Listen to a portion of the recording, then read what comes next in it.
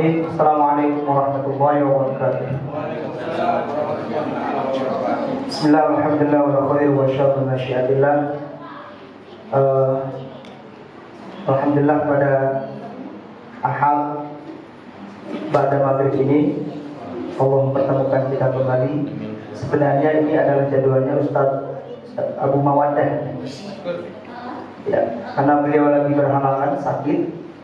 Kita doakan mudah-mudahan beliau diberikan kesehatan, sakitnya disembuhkan, dan siapapun yang lagi sakit, baik dari lingkungan kita, keluarga besar nuansa asli atau di sekelilingnya yang lagi sakit, yang lagi kena musibah, mudah-mudahan Allah memberikan kemudahan untuk bisa sembuh.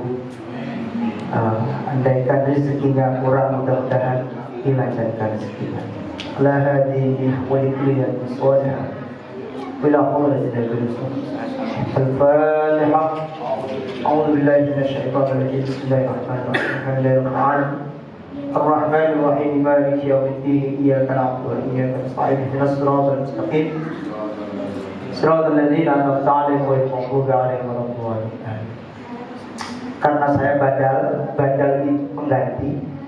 Nah, jadi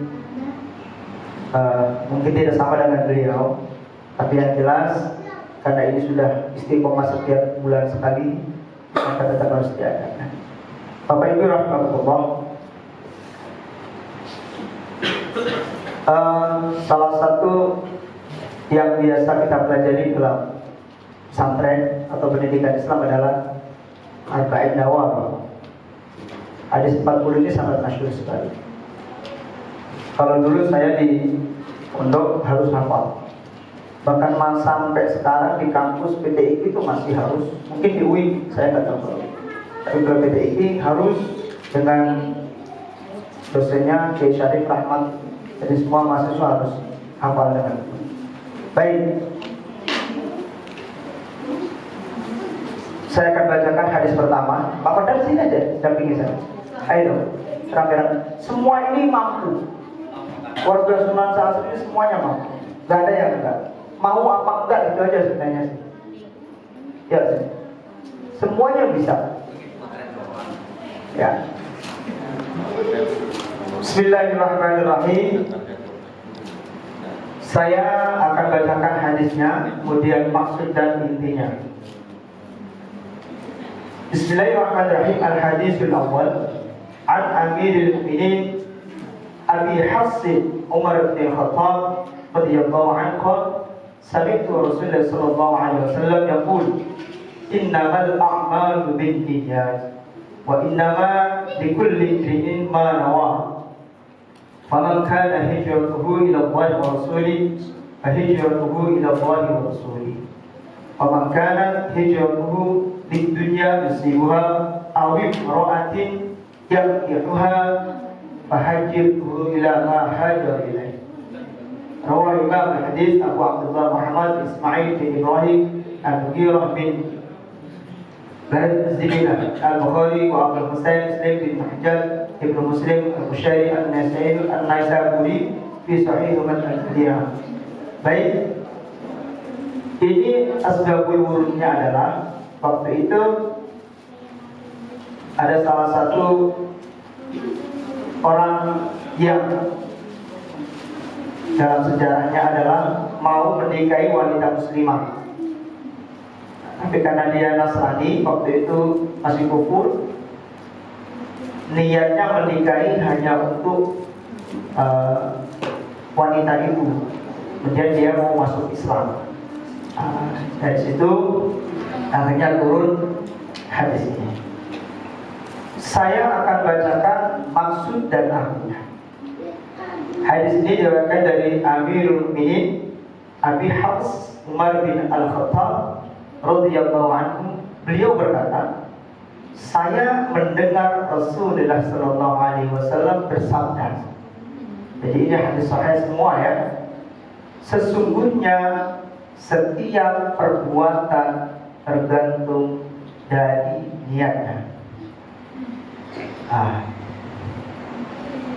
Dan sesungguhnya setiap orang akan dibalas berdasarkan apa yang diniatkan. Baik, satu-satu.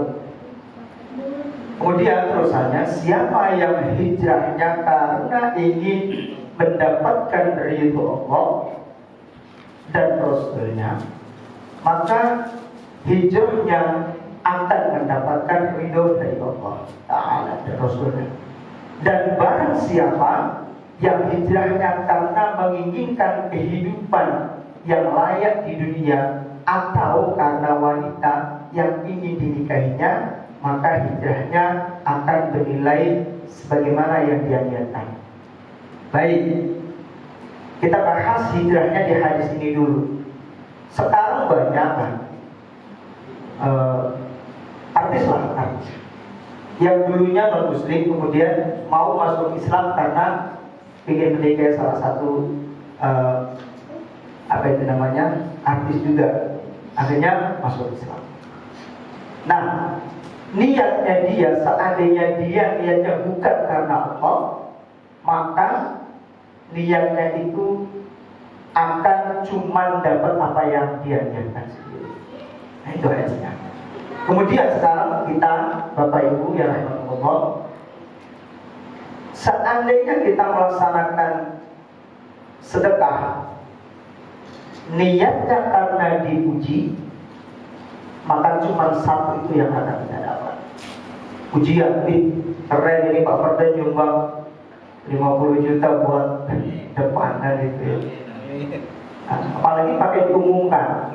Nah, itu yang dalam hatinya berarti ada tidak ikhlasnya. Apakah banyak sekarang yang begitu? Karena saya hampir tiap hari kumpul sama mereka. Ketika menyumbangkan, misalnya di bulan puasa kan banyak anak yatim itu kan, dipanggilnya wartawan. Nah, itu manggil Pak sebenarnya. Manggil diumumkan. Mau berangkat umroh, manggil wartawan, dipanggil ke bandara mau nikah. Itu ya sudah, dapatnya itu saja. Karena niatnya tidak lillahi ta'ala. Susah memang niat lillahi ta'ala itu. Gak semuanya orang bisa ikhlas. Tapi apakah ada banyak yang bisa dibayar? Pastilah sedikit-sedikit ada yang pengen dipuji. Kita itu manusia, gak ada yang sempurna. Mungkin juga ketika seorang imam mengimami di sebuah masjid atau apa, ketika yang datang pejabat pasti dia enak-enakin. Tapi kalau memang niatnya karena Allah, insya Allah pahalanya double. Dipuji juga dia, Allah juga memberikan pahala. Jadi intinya, jika kita melaksanakan ibadah karena niat mencari ridho Allah, maka yang kita dapat adalah dua atau lebih dari apa yang kita minta, baik itu ridho Allah ataupun dunianya akan hidup. Baik, niat sekarang. Sebentar lagi kita akan memasuki bulan Ramadan. Ramadan kalau tanpa niat gak sah, ya kan? Gak sah. Juk-juk puasa aja niatnya apa dulu? Nah, maka setiap di sini umumlah di Indonesia setelah habis taraweh, nawaitu shaum. Ya kalau tanpa itu ya gak sah puasanya.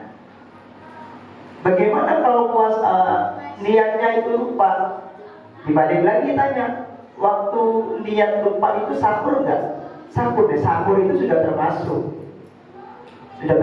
niat. Itu.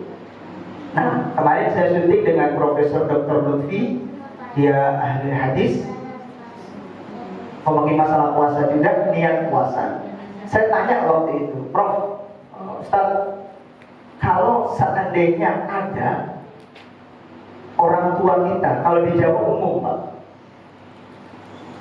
menguasai anak di hari weton, itu banyak kan?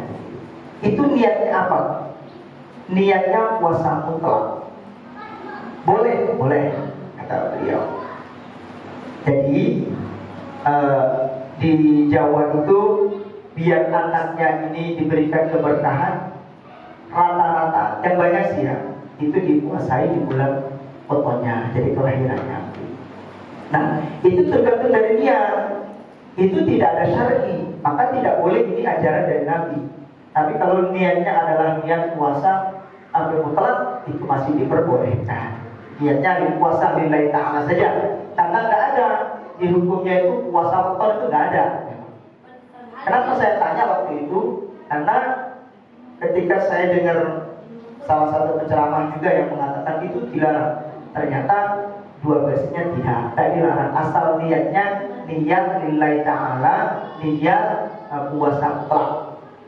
Nah, termasuk lagi ketika kita salah niat.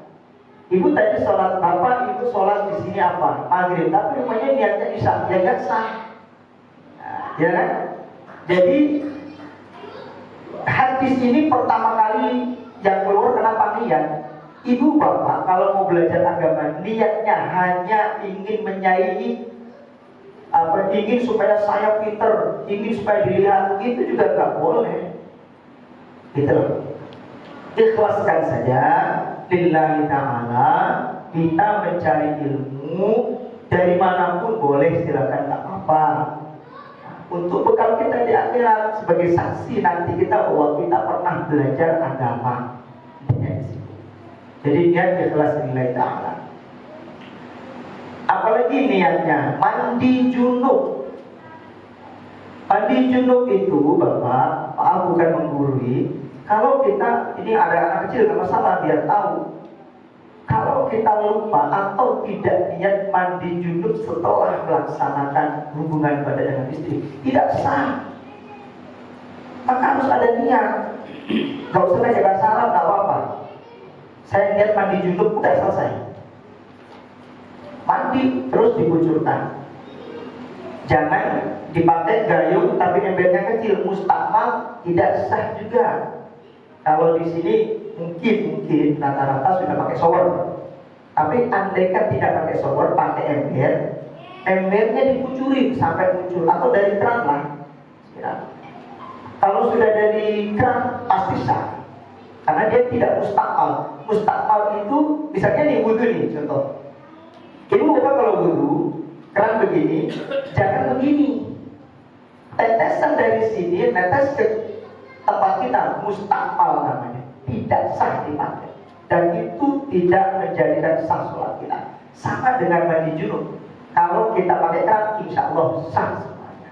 Sama dengan ini fikih, kita lari ke fikih.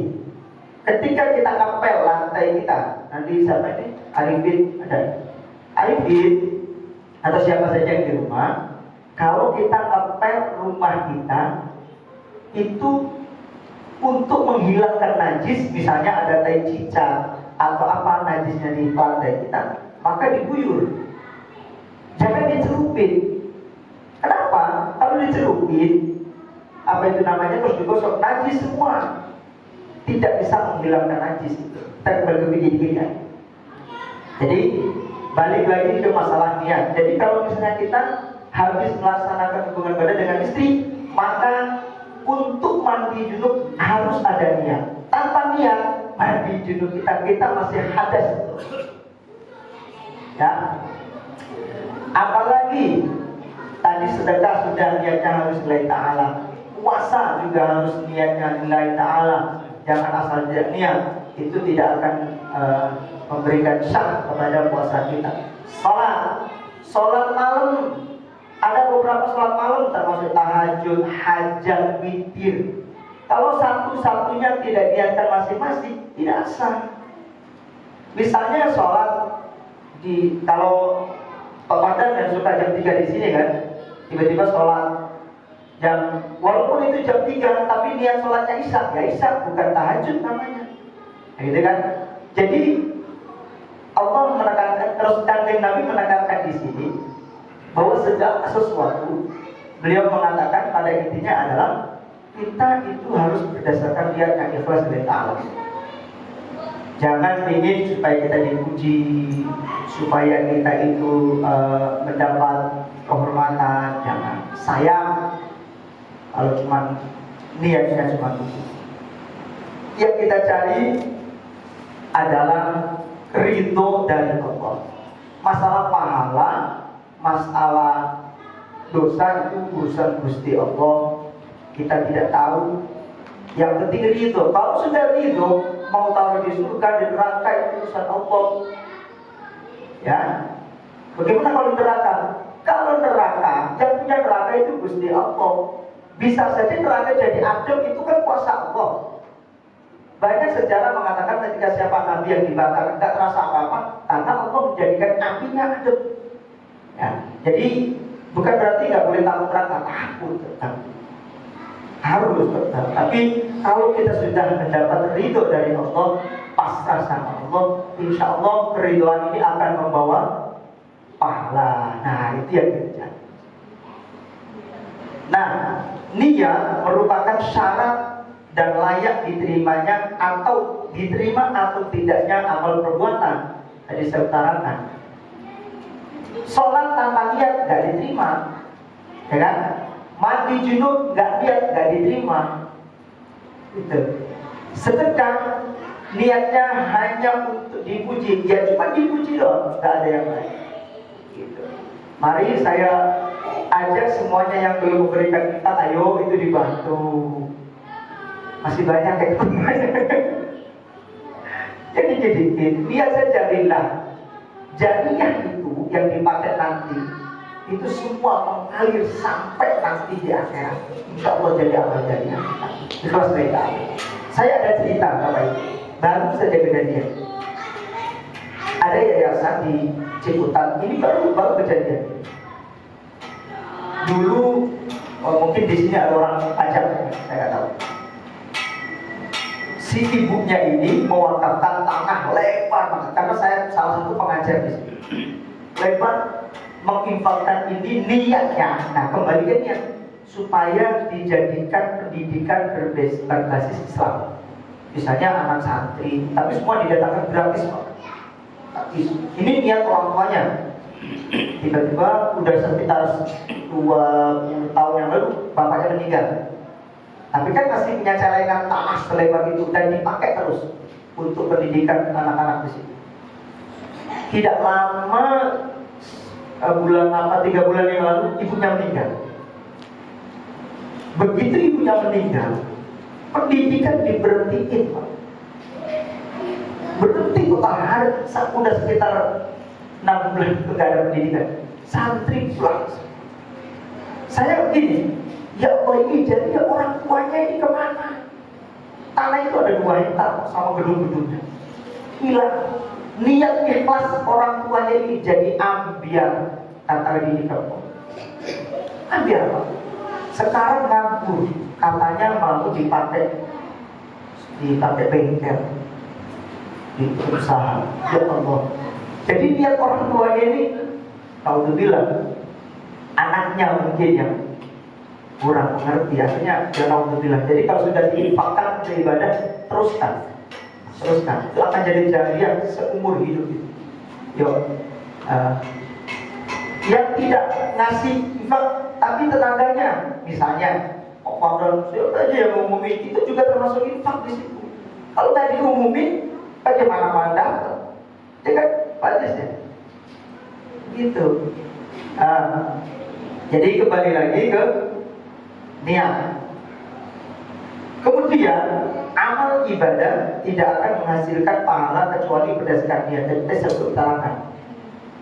Mau jungkir balik sholat, jungkir malam sampai 100 rakaat tanpa niatnya nggak ada gunanya.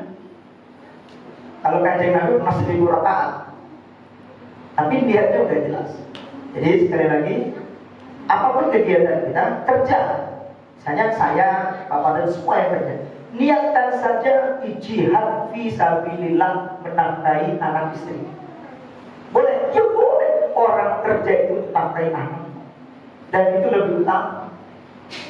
Jadi niatkan saja. Jadi ketika bapak, ibu-ibu atau yang sudah kerja dari rumah, niatkan saya mencari rezeki untuk anak istri, untuk ibadah, supaya mereka kuat, supaya mereka bisa terus melaksanakan dekat dengan Allah. Jadi niatkan itu, dan rumah niatkan sekarang.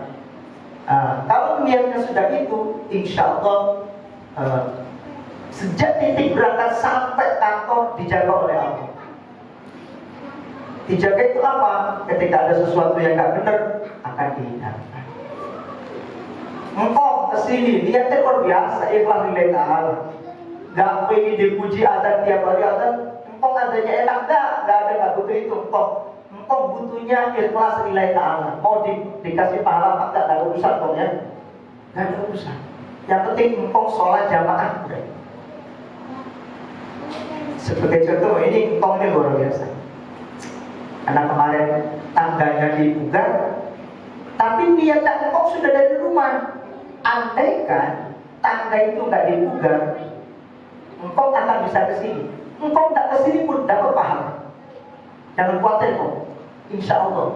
Karena terpaksa saja. Tapi engkau walaupun di rumah, ya Allah, andaikan itu nggak direnov, saya pasti di masjid. Jadi engkau insya Allah dapat kok. Ya, aman. Baik. Kemudian waktu pelaksanaan niat. Nah, waktu pelaksanaan niat dilakukan pada awal ibadah dan tempatnya di hati. Nah, tadi sholat ketika Allahu Akbar, niatnya di situ. Mau sholat apa? Zuhur, asar, pas ibadah. Di rumah belum apa-apa udah niatnya doang, tapi hidungnya di sini. Boleh nggak apa-apa, tapi intinya di sini mau sholat katanya. Kemudian tadi saya sudah sebutkan mau mandi, niatnya mana? Pas mandi, bukan selesai mandi baru niat, nggak salah. Pas mandi saya udah niatnya itu bapak ibu. Kalau di ajaran dan sebagainya pakai usolli, pakai nggak usah itu juga nggak apa-apa. Itu kan cuma iktikan. Itu kan tuh meyakinkan supaya kita itu nggak lupa. Kalau saya mah sholat maghrib, sholat udah kita juga nggak sah. Yang penting niatnya. Kadang pakai usolli, saya juga pakai, kadang juga enggak. Gak usah salah yang gitu-gitu mah. Usolli itu saya niat mau sholat. Jadi kalau kita bahasa Indonesianya, saya mau sholat maghrib, selesai. Dan asal jangan ditambahin maghrib 5 rakaat, jangan. Yang maghrib 3 rakaat, nggak lebih dari itu. Dan termasuk qobliyah ba'diyah. Jadi kalau kita sholat setelah maghrib ditanya niatnya apa, nggak ada niat, ya terus urusannya apa? Ya harus ada niat, gitu ya. Jadi pelaksanaannya waktu pelaksanaan, niatnya waktu pelaksanaan. Tepatnya di hati, ya di hati. Tapi kalau dilafalkan boleh, jangan kencang-kencang. Usolli itu juga nggak boleh mengganggu tetangga kanan kiri. Itu aja sebenarnya, selih. Dan itu aja nggak usah ribet, gitu loh. Itu kan meyakinkan saja biar kita itu tidak lupa. Oke. Kemudian yang ketiga, syaratnya tadi niat, syaratnya itu pertama, tadi sudah saya sebutkan. Kemudian yang ketiga, ikhlas membebaskan niat semata-mata karena Allah Ta'ala dituntut pada semua amal soleh dan ibadah. Jadi jangan berharap apapun. Ikhlas lillahi ta'ala. Walaupun misalnya nih ngaji begini, datang saya lihat ngaji, di sini tidur, udah dapat pahala. Gak ada masalah. Tidur mau saya kenapa? Termasuk anak-anak kecil di sini. Kalau maaf saya anak kecil biarin, rame biarin. Daripada ramenya di danau, mendingan rame di sini, Pak. Kalau sholat kok sampai berisik, terganggu, berarti kurang khusyuk. Menurut saya sih begitu ya. Boleh beda dengan saya. Biarkan saja. Anak kecil asal jangan cukup kita ayo siap. Dah siap. Kalau engkong apa itu ributin ya baru aneh. Kalau anak kecil itu sudah wajar, anak kecil. Saya malah senang biarin rame. Daripada di sono keliling danau nggak kelar sampai isak, ya itu bayar lagi. Itulah. Jadi maaf mungkin saya berbeda dengan dulu ada. Oh iya, Masya Allah, Bapak Daud kita doakan beliau sehat. Ya Allah, kabarnya gimana? Masih sakit? Beliau salah satu sesepuh kita yang sekarang lagi sakit. Dengan beliau anak-anak jadi takut. Yang takut ke musola, bahkan Nabi pada Pak Daud jangan takut lah. Ini juga salah, nggak kurang pas lah menurut. Karena terlalu keras. sampai ada kata-kata nggak susah itu. Tapi yang jelas kita doakan beliau mudah-mudahan diberikan kesehatan, pulih lagi, ya. Baik. Lillahi ta'ala ikhlas sudah. Nah, yang ngasih begini ini dari mana nih, Arifin? Ya sedekah kan? Arifin ditugaskan di masjid ini ikhlas, saya yakin ikhlas dia. Dia tidak cari duit. Berapa di sini mah gak gede, tanya Pak Ganjar. Kurang ya Pak sebenarnya. Tapi karena ikhlas, Arifin mau ngajarin anak-anak ngaji. Kalau nggak ikhlas, masa udah pergi. Mana kuat ngajarin anak-anak yang ketakilan begitu. Tapi karena ikhlas lillahi ta'ala, dia betah di sini. Kita doakan sehat. Kita doakan betah. Jangan nikah dulu, Fit. Repot kalau udah nikah lagi.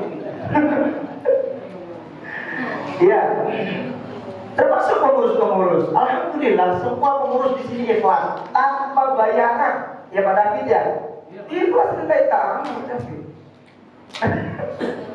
Kalau nggak ikhlas kau udah ngapain gitu kan? Tiap hari disamperin sama Pak Ketua DKM. Satu lagi yang nggak ikhlas, dulu ada berapa keliling mintain iuran tuh. Kalau nggak ikhlas, malu Pak. Tuh mukanya gimana? Tapi kadang-kadang kan udah saya ikhlas lihat ta'ala, mau dicaci mah apa, nggak ada urusan kan gitu ya. Nah, jadi kalau sudah ikhlas lihat ta'ala, insya Allah semuanya berbau pahala. Ini sudah ikhlas, halal, thayyibah, enak lagi Pak Ibu udah makan duluan. Ini saking halalnya ini, saking ikhlas. Enggak apa-apa, kamu coba Ibu. Udah dapat pahala, dapat mendoan, minumnya 2.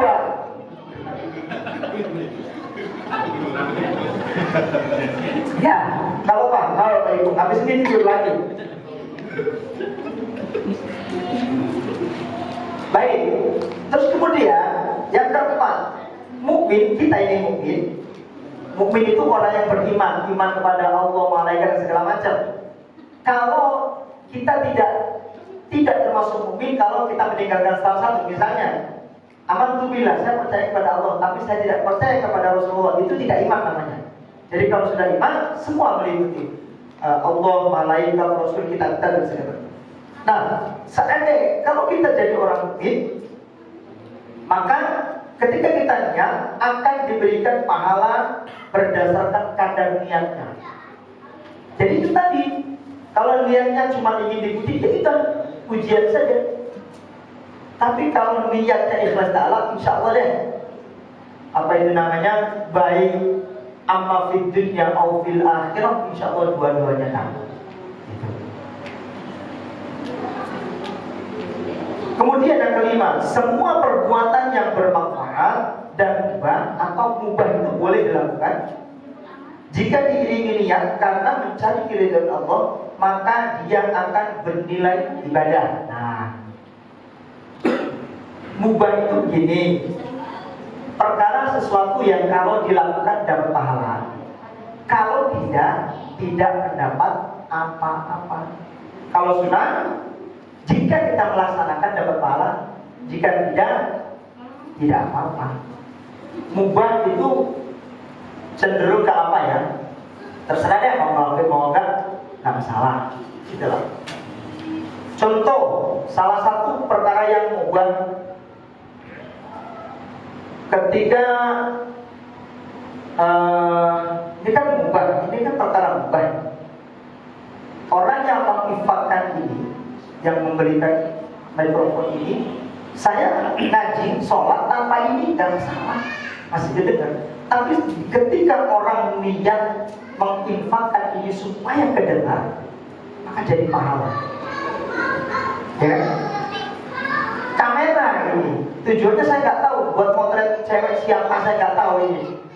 Tapi karena ini diniatkan pertama kali oleh Pak Haidin untuk niat yang ngaji, ini kamera ini dapat. Jadi kalau diurut-urut, yang beli dapat pahala, yang masang tripodnya dapat pahala, Pak Haidin dapat pahala, sampai ngecasnya pun dapat pahala. Ini perkara mubah.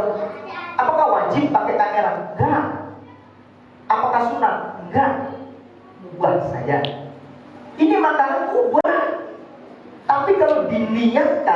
supaya Pak Ibu tidak kelaparan, maka jadi pahala. Ya Pak Ibu ya? Iya. Pak Ibu nggak apa ya, santai saja. Jadi itu mubah, tidak ada makanan, ya sah, nggak ada masalah. Orang mubah kok. Tadi saya pikirnya nggak ada makanan, malah cuma minuman saja. Rupanya ada makanan. Berarti ini perkara mubah yang jadi pahala karena diniatkan infak. Ya kan? Diniatkan sedekah. Zikir pakai tasbih mubah, tidak harus pakai tangan enggak.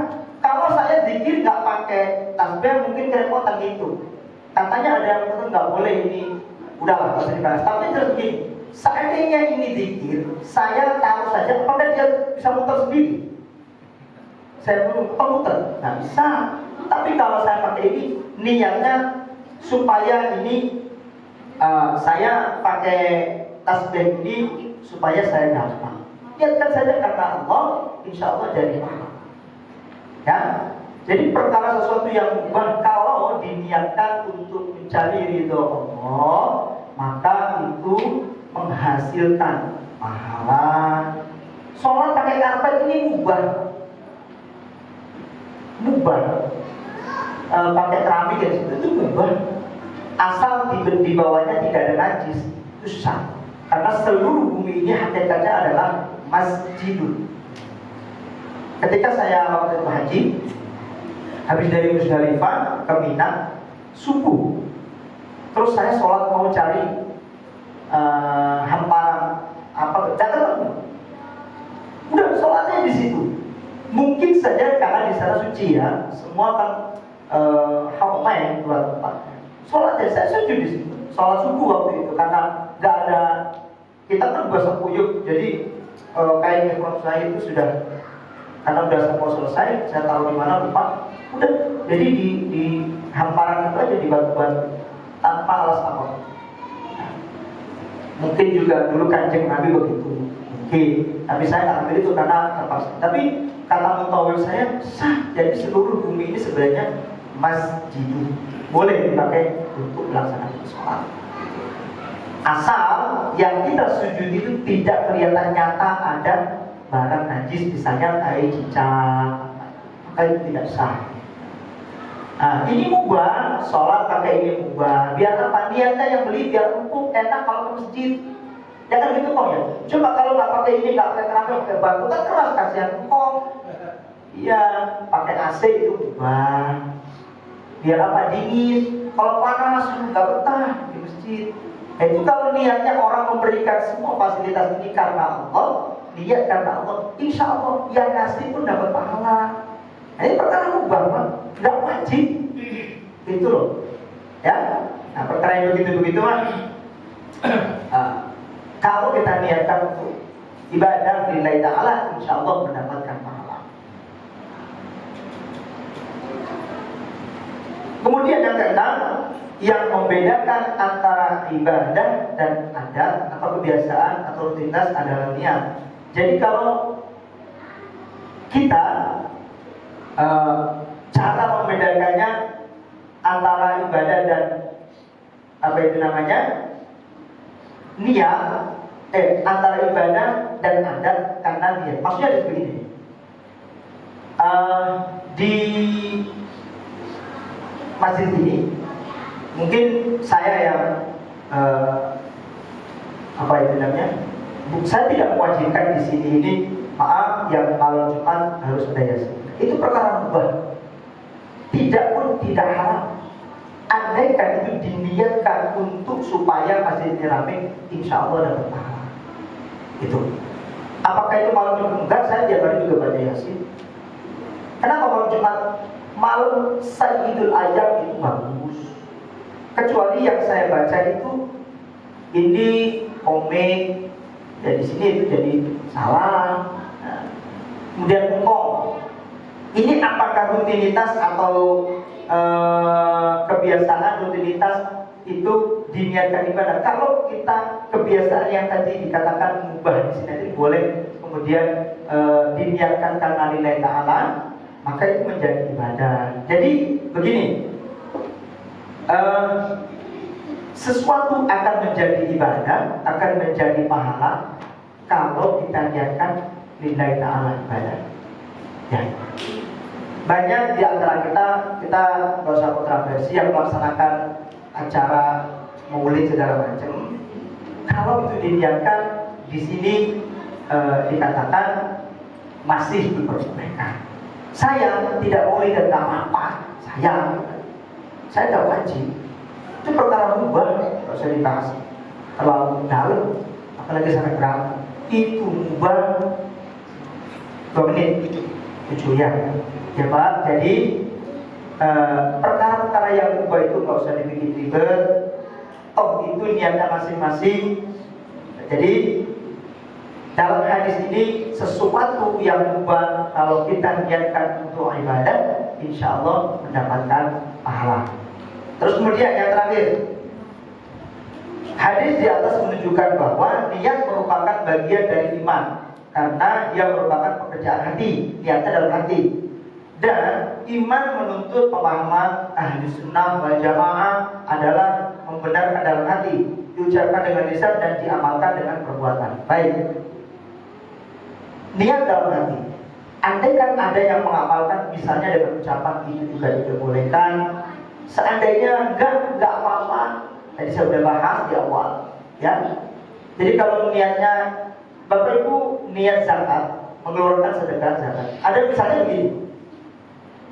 Ibu mengumpulkan dari hasil kerja misalnya, penghasilan sekian juta.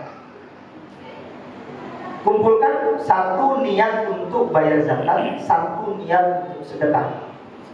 Nanti niat untuk sedekah dikasihkan ke orang yang bebas, ke orang tua, saudara bebas. Kalau untuk zakat mustahil, wajib. Tidak boleh uang zakat kita, baik itu zakat mal atau zakat fitrah, diberikan kepada selain mustahil. Kalau sedekah silakan diberikan ke ponakan, orang tua yang masih hidup di sana. Jadi kalau itu tanpa niat itu maka tidak sah. Maka kalau nanti ada zakat fitrah, niatnya kan ada juga kan, ada pembimbingnya kan. Kalau tanpa niat itu ya tidak sah. Maka ketika saya ngasih waktu di sini pun saya niat zakat fitrah, udah. Mau sebagai Arab-Araban juga nggak apa-apa, sah. Tidak penting niatnya, nggak usah ribet lah intinya mah. Begitu, saya mau begini udah gampang saja. Yang penting niatnya dalam hati, saya mau melaksanakan ini, itu, udah. Nah, niat di sini tercatat baik apa enggak itu tergantung dari niat kita. Jadi sekali lagi, salah satu yang menjadikan kita pahala itu ketika begini. Allah mencatat niat kita ketika kita mau melaksanakan sedekah, niat. Tiba-tiba gak jadi karena ada sesuatu, itu akan sudah dicatat oleh Allah. Sama dengan ketika kemarin yang lagi umroh sudah niat, bahkan sudah di bandara, bahkan saya dengar sudah ada yang di Madinah kalau nggak salah, mau menuju ke Mekah, disuruh pulang lagi. Jangan khawatir, itu sudah mengandung pahala, insya Allah. Jadi kalau nanti kok berangkat lagi double, iya, niatnya sudah, tapi belum terlaksana, sudah udah dicatat sama. Puasa Senin Kemis, puasa Senin saya mau niat puasa besok nih, misalnya, saya besok mau puasa Senin, lillahi ta'ala, itu sunnah Nabi. Zuhur kok haus banget gak kuat, batal dan pahala. Tapi jangan begini, saya niat nanti kalau tak kuat saya batalin. Ya itu dari awal niatnya udah salah. Udah salah, tak boleh yang begitu. Tapi kalau niat perkara nanti mau batalin apa urusan belakang, rupanya kok ada halangan, ya sudah kalau Allah misalnya niat puasa Senin, pas ada tamu bawa kue enak banget, gak dimakan, saya dimakan pas, udahlah niatnya sudah kok, makan saja dapat pahala puasa, iya makan enak juga, iya. Nah gitu. Nah, jangan sampai apa itu namanya niat kita itu tercederai dengan sesuatu yang diharapkan oleh Allah. Misalnya, kayak begini, ada seorang dai, saya niat berdakwah untuk supaya orang-orang yang di diskotik itu sadar. Boleh, boleh, boleh. Kecuali niatnya saya mau minum-minum khamar, saya mau berkencan, itu sudah tidak boleh. Tapi niatnya, kalau niatnya seorang dai ini untuk menyadarkan, maaf, pelacur misalnya, maka itu sangat dianjurkan sekali. Jangan cuma mencaci apa yang sudah kita buat sebenarnya, gitu loh, ya kan? Nah, kalau kita nggak bisa berbuat itu, jangan caci mereka. Itu berdakwah. Dan buktinya apa? Banyak yang sadar. Jangan lewat kamera. Ya, banyak yang sadar, Pak. Ketika, karena maaf, di samping Indonesia itu juga ada. Samping Indonesia itu ada, terkenal itu. Kalau saya niat mau syuting itu, Pak, misalnya dia selalu mau mampir, ya salah niat saya dari awal. Itu samping banget, Pak. Kalau musiknya kedengar sampai ke situ, gitu. Nah, karena Bismillah niat saya mau ngaji bersama Mama Dede, ya sudah, Insya Allah lah dapat pahala. Malam-malam berangkat ya Bismillah saja. Nah, baik. Jadi sekali lagi Bapak Ibu, saya ulang lagi. Niat merupakan syarat atau layak diterima atau tidaknya amal perbuatan. Kemudian pelaksanaan niat itu waktu niat dilakukan pada awal ibadah dan tempatnya di hati. Apakah boleh diniatkan selain di hati dan di mulut? Boleh, tapi intinya di hati, ya. Misalnya, saya sudah bahas tadi panjang, agak cukup waktu. Kemudian ikhlas lillahi ta'ala. Mau sedekah, mau zakat, ikhlas lillahi ta'ala. Mau berdakwah, mau ngimami, ikhlas lillahi ta'ala. Jangan ingin dipuji, jangan ingin diapa-apain. Kemudian yang keempat, seorang mukmin kita ini yang masih beriman akan diberi ganjaran pahala berdasarkan kadar niatnya. Kalau niatnya kita itu cuma yang cari ini makanan, ya udah dapatnya ini aja. Tapi kalau ikhlas, duduk kita di sini mencari ilmu. Saya tidak berilmu, Bapak, tapi apa yang saya bisa, insya Allah saya utarakan. Kalau itu yang diniatkan, insya Allah jadi pahala. Yang kelima, semua perbuatan yang bermanfaat dan beban boleh jika diiringi dengan niat, ya. Nah, jadi azan pakai toa, sholat pakai mic, boleh, itu mubah, tidak wajib, ya. Tapi kalau diniatkan supaya semua kedengar sih, itu jadi pahala. Kemudian yang keenam, yang membedakan antara ibadah dan niat biasa adalah karena niatnya. Baik, Bapak Ibu, ada Ibu ya, yang dirahmati oleh Allah. Mari kita luruskan niat kita, apapun niat kita, mau kerja, mau ibadah, mau ngaji, mau kajian begini, ikhlas lillahi ta'ala, insya Allah semua mengandung pahala. Terima kasih kepada panitia yang sudah membuat masjid ini jadi lebih makmur. Niatkan karena Allah, insya Allah semua mengandung pahala. Jangan seperti yang tadi saya ceritakan, punya tanah 2 hektar sekarang nggak bermanfaat apa-apa, akhirnya ya pahala jariahnya hilang sama sekali. Demikian dari saya, mudah-mudahan bulan depan Ustaz Abu Mawadahnya sehat dan bisa isi kajian lagi.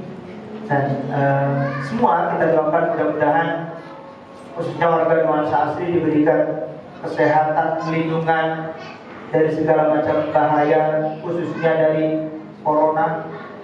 Mudah-mudahan ini cuma sebentar saja, cuma mampir dan tidak balik lagi. Insya Allah kalau kita masih sehat-sehat seperti Pak Ipung begini, Pak aman deh, insya Allah deh, masih sehat, makanannya juga halal dan thayyibah, tidak hasil apa itu namanya maling dan sebagainya, enggak ada di sama. Insya Allah semuanya diberikan kesehatan oleh Allah. Amin amin ya rabbal alamin. Saya bagi-bagi sekarang doanya Pak Fardan.